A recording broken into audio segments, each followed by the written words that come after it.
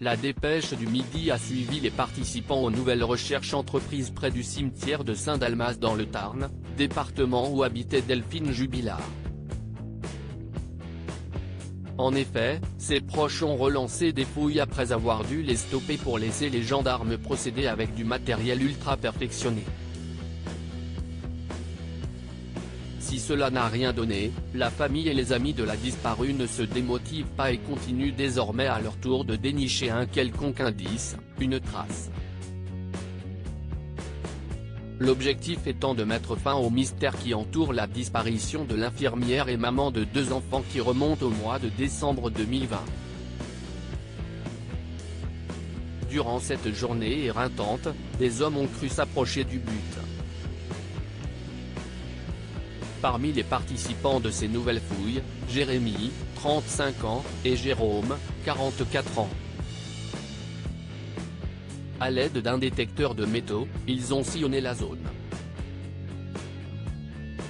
Très motivés et acharnés à trouver une preuve, ils ont entendu leur instrument sonner. Amenez l'appel, ont-ils alors crié. Mais ce n'était qu'une fausse alerte. Pourtant, ils y avaient cru, eux qui d'habitude n'utilisaient pas de détecteur et pensaient cette fois avoir trouvé une preuve.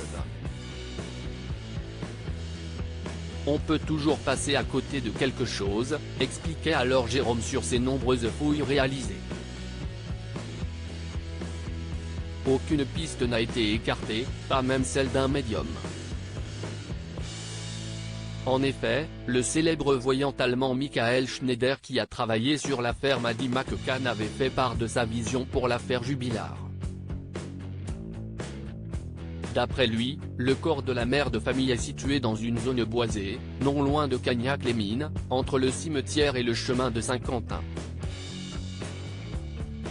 Stéphane, un habitué qui fait le déplacement tous les week-ends depuis Groyay, a fouillé en suivant les indications du voyant et affirmé au quotidien que cela n'a rien donné. Les fouilles du 6 juin se sont terminées sur un nouvel échec. S'il n'y a pas de corps dans cette sombre affaire, pour l'accusation, il y a de nombreux éléments qui accablent Cédric Jubilard, l'expertise des lunettes cassées de son épouse ou encore son analyse psychiatrique, ainsi que le témoignage crucial de leur fils aîné qui était présent le dernier soir de sa maman. L'époux de la mère de Louis Elia clame son innocence. La justice devra décider le 18 juin prochain de la libération, ou pas, de l'homme actuellement en détention provisoire pour homicide par conjoint depuis juin 2021.